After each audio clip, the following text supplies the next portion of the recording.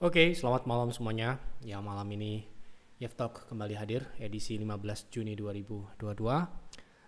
Malam ini seperti biasa kita akan bahas IHSG dan saham-saham yang sudah masuk di kolom komentar di Yeftalk edisi terakhir 14 Juni 2022. Ada beberapa saham. Malam ini judulnya adalah bagaimana pergerakan IHSG ke depan setelah reshuffle kabinet. Yang hari ini kita lihat IHSG mengalami koreksi dan diikuti oleh net sell asing.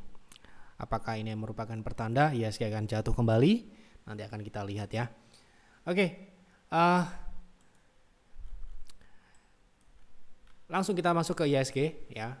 Jadi hari ini IHSG ditutup kembali melemah 0,61%. Ditutup relatif di level psikologis 7.007. Jadi dipertahankan di level 7.000 yang kebetulan merupakan level EMA 60 ya. EMA 60 dan dipertahankan di atas EMA 60 ini.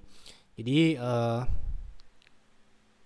hari ini ya IHSG menutup gap terbuka, yaitu yang dibuka pada 13 Juni 2022, yaitu gapnya ada di 7.086 ya.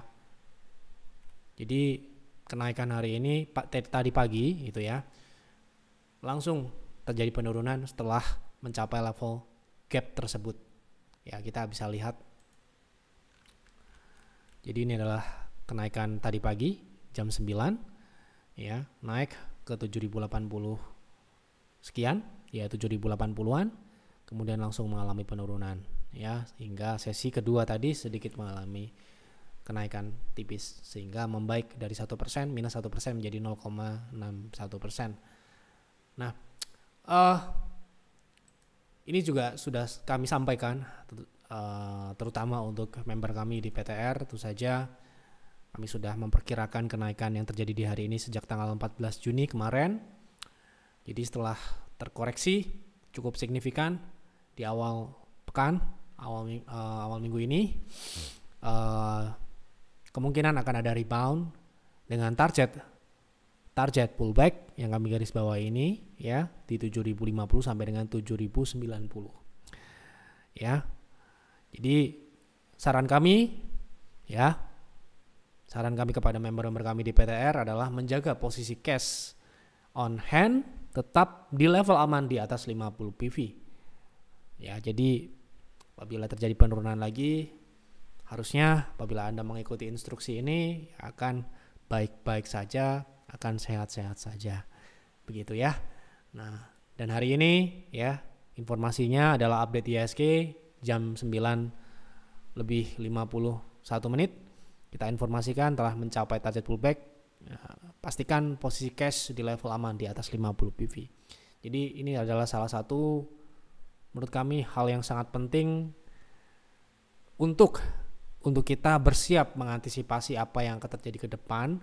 Jadi PTR memang selain merekomendasikan saham, juga kami juga memandu Anda untuk merespon kondisi market seperti apa. Salah satunya IHSG, kita tidak trading IHSG sekali lagi, tetapi kita harus tahu kondisi IHSG untuk bisa mengantisipasi apabila terjadi hal-hal yang ya mungkin bisa membuat kita mengalami hal yang tidak diinginkan gitu ya. Nah, inilah sangat penting sekali menurut kami ya. Jadi kalau Anda ikut PTR ya tidak hanya trading atau kita mengikuti sebuah saham, tetapi Anda juga harus mengelola portofolio Anda harus sesuai dengan kondisi IHSG juga. Itulah kunci, salah satu kunci di mana kami bisa ya mencetak pertumbuhan yang konsisten dari waktu ke waktu sampai dengan saat ini, dari awal sampai dengan hari ini. Karena kita tidak hanya berfokus pada saham, tapi juga kita mengetahui kondisi market dan bagaimana kita harus meresponnya. Inilah yang menjadi juga kunci ya pertumbuhan secara konsisten dari waktu ke waktu gitu ya. Oh ya, laporan kinerja kami mungkin sudah Anda dapatkan ketika Iftok ini tayang, kami sudah laporkan kinerja bulan Mei. Mungkin Anda bisa cek ya. Jadi ini sudah kita rilis laporan kinerja bulan Mei 2022. Anda bisa buka link ini, link di sini ya, dan Anda klik. Di sini akan Anda ketahui bagaimana trading di bulan Mei kemarin, berapa kali kita trading, berapa kali kita profit, berapa kali kita loss, berapa winning ratio kita, berapa pertumbuhan portofolio kita.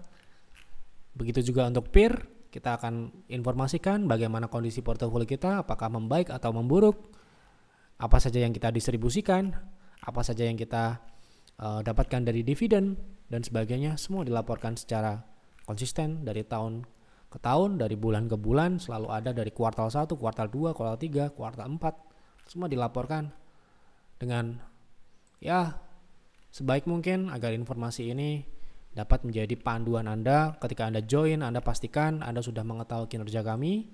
Tidak hanya kita profit saham A, saham B, tapi Anda mengetahui secara keseluruhan kinerja kami ya. Jadi kalau misalkan Anda pengen tahu kinerja kami dari bulan ke bulan, Anda bisa lihat di sini. Kalau misalkan Anda klik di halaman depan, Anda bisa klik kinerja selengkapnya, klik, akan keluar muncul detail dari 2019, 2020, 2021, 2022. Sampai dengan bulan Mei, Anda bisa klik, akan muncul datanya semua.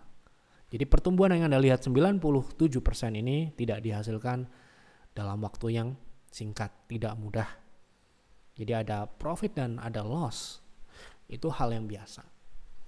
Ya, begitu juga dengan peer, ya.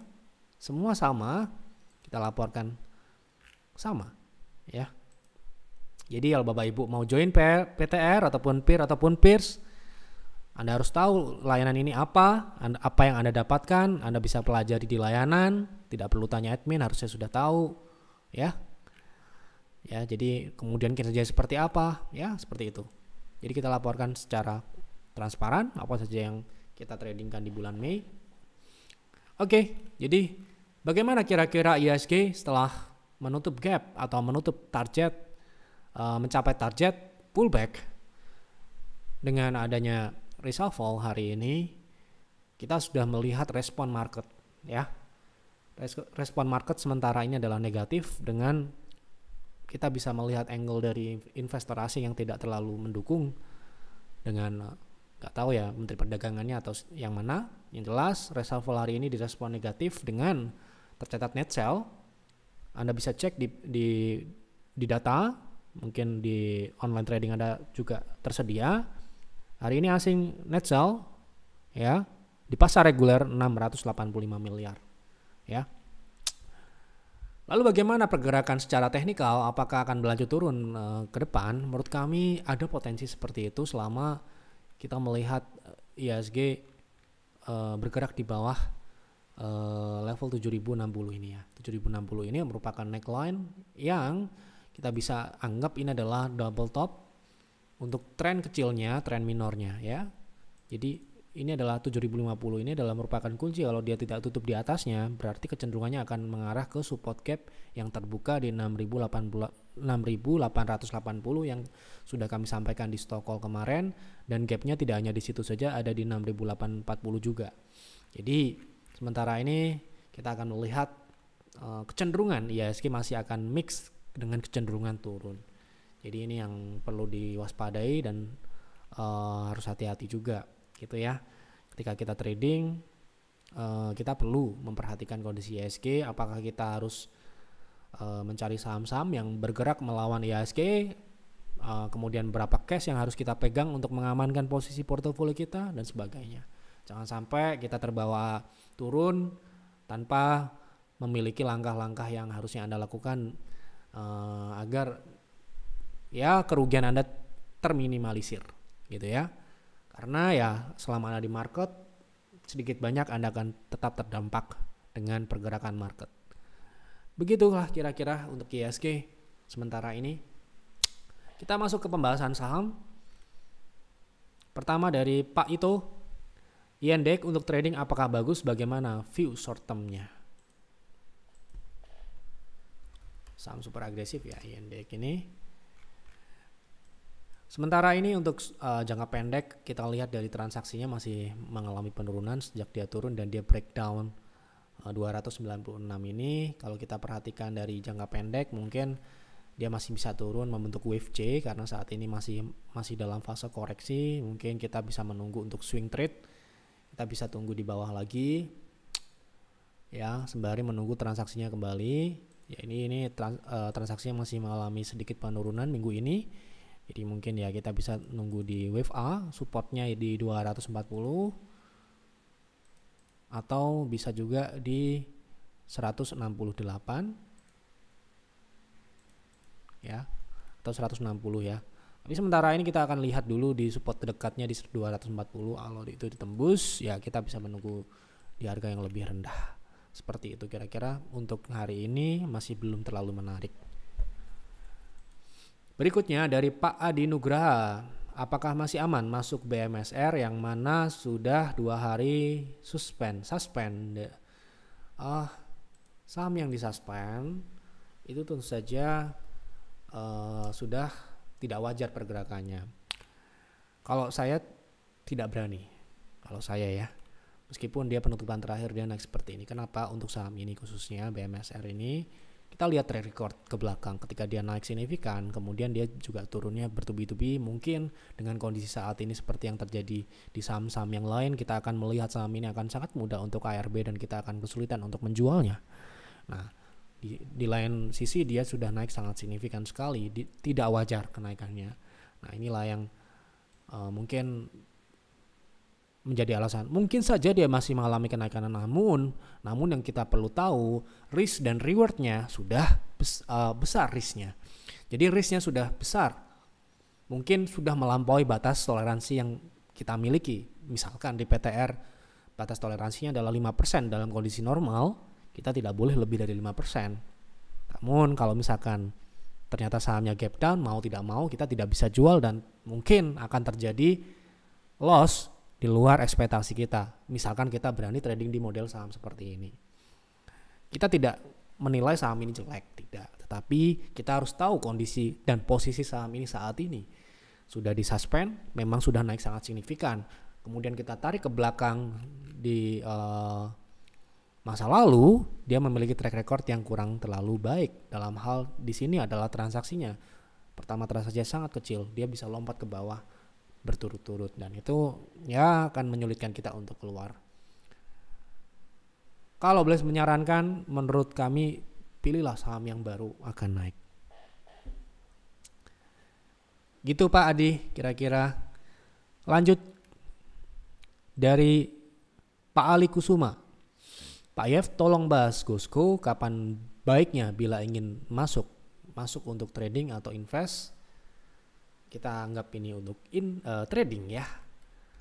Untuk trading kita lihat teknikalnya saja. Jadi GoSko terakhir memang relatif sudah mencapai target di 1,618 di 240-an.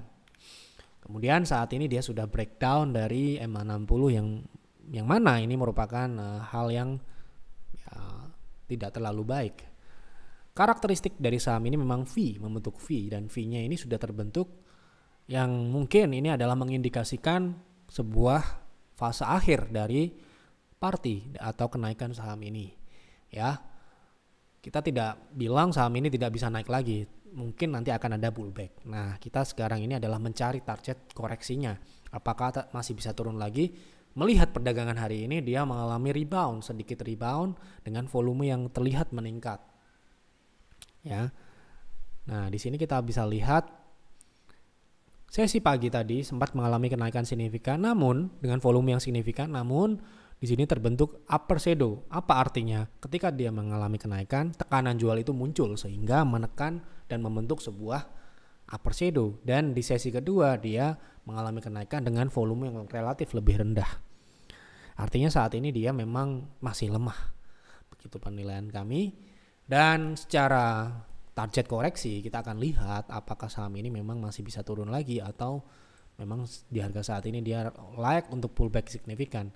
Saat ini dia berada di 0,5 yang menurut kami saham ini harusnya bisa ke 0,6 bahkan di 0,7. Tapi kita lihat dulu di 0,6 ini kalau misalkan kita mau pullback atau memanfaatkan pullback sebenarnya bisa, namun proteksinya akan sedikit lebih ketat, yaitu di 150 ke bawah. Kalau dia turun di bawah 150 berarti kita bisa menunggunya di 132.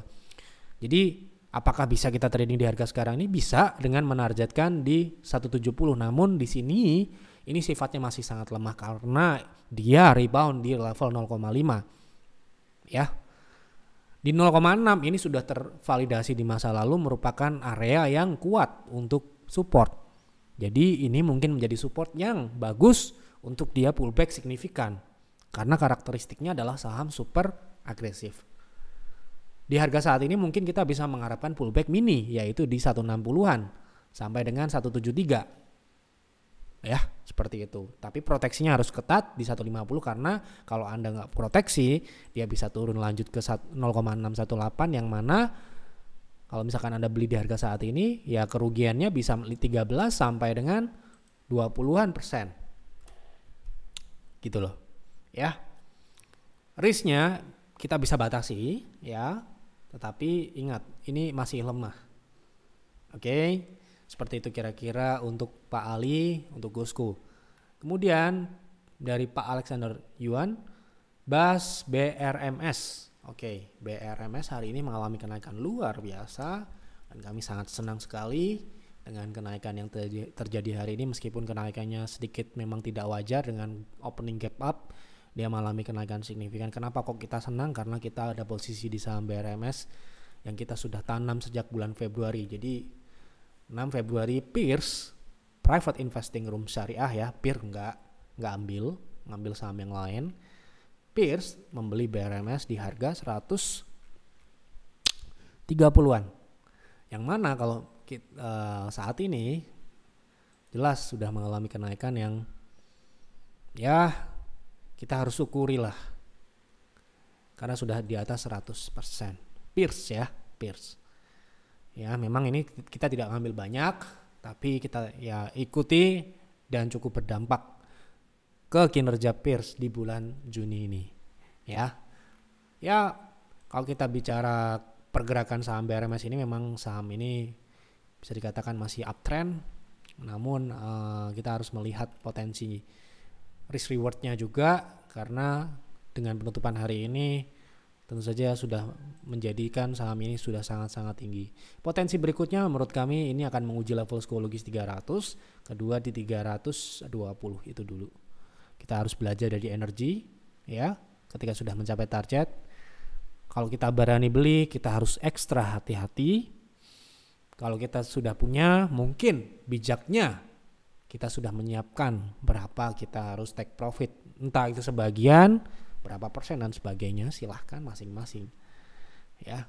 Itu kita harus bijak melihat kenaikan sebuah saham. Mungkin ya bisa saja dia naik 1000% bisa, tapi ya kita tidak ada salahnya ya mengambil profit yang sudah bisa kita ambil daripada tiba-tiba sahamnya jatuh dan kita kehilangan potensi profit yang seharusnya kita sudah bisa kantongi gitu ya. Begitu kira-kira Pierce ya akan segera melakukan switching position, karena ya Pierce nggak mungkin memegang saham terlalu banyak ketika kita sudah mencapai target. Ini sudah mencapai target kami dan bahkan lebih. Target kami di BRMS ini hanya di 230-240 dan hari ini kita diberikan 280 dan kami masih punya ya, kita mensyukuri itu. Jadi kita bisa menjual saham BRMS ini di atas target yang kami harapkan.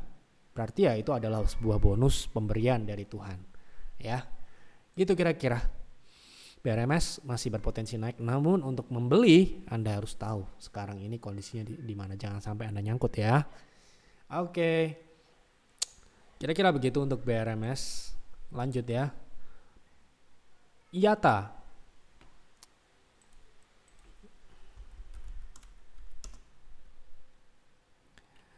IATA ini sudah patah tren dan menurut kami ini akan mengarah ke bawah ya, karena kita bisa lihat kinerja saham ini memang kenaikannya memang tidak ada pondasinya gitu ya, apalagi di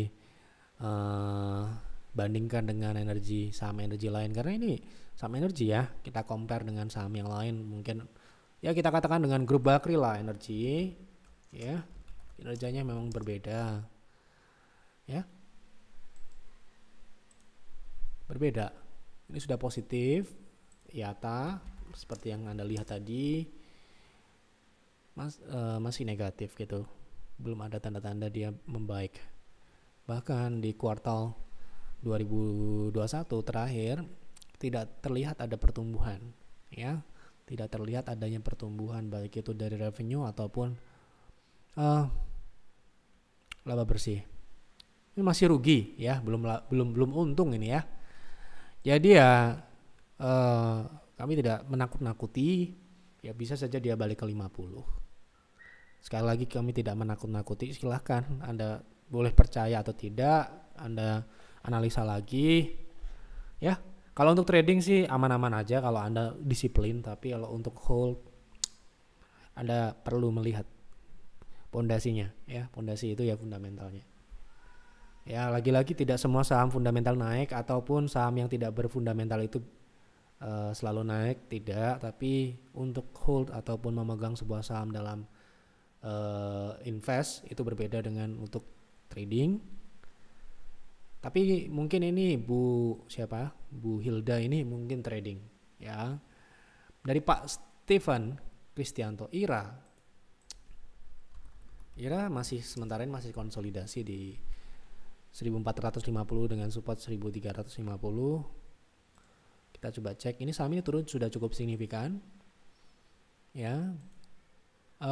Di kuartal terakhir, kuartal 1 2022, Anda bisa cek kinerjanya sangat bagus. Menurut kami ini tinggal tunggu breakout di 1450 baru mungkin akan ada kenaikan yang bagus untuk teknikalnya ya, seperti itu. Jadi sekarang ini mungkin masih akan flat di area ini. Hati-hati kalau dia tembus 13 ke bawah ya, 1300 ke bawah. Itu kira-kira. Oke. Mungkin itu dulu untuk GaveTalk malam ini. Ya, semoga memberikan manfaat untuk Bapak Ibu semua, memberikan informasi yang menguntungkan untuk Bapak Ibu semua. Jangan lupa untuk mendukung kami dengan klik like, dengan subscribe, dengan share video ini. Apabila Anda merasa GaveTalk ini bermanfaat, sebarkan ke teman-teman atau saudara atau siapapun yang Anda kenal yang juga trading dan investasi saham. Jangan lupa untuk tulis di kolom komentar apabila ada saham yang lain yang menarik untuk dibahas di GaveTalk berikutnya. Silahkan, sahamnya apa dan kenapa Anda tanyakan. Jelaskan supaya ada pembahasan yang lebih menarik ya, jangan cuma kode sahamnya aja. Karena pembahasan di sini bukan pembahasan robot. Di sini pembahasan saya yang membahas. Jadi kalau bisa sampaikanlah dengan lengkap, akan menjadi pembahasan yang mungkin akan lebih menarik dan sesuai dengan apa yang Anda harapkan. Saya nggak tahu kalau cuma ketik kode sahamnya, kita nggak tahu apa yang Anda maksud. Misalkan Anda beli untuk trading atau untuk invest, kita nggak tahu ya. Begitu kira-kira untuk malam ini. Mohon maaf apabila ada kekurangan atau kesalahan dalam penyampaian di GaveTalk malam ini. Ingat, GaveTalk ini bisa benar dan bisa salah.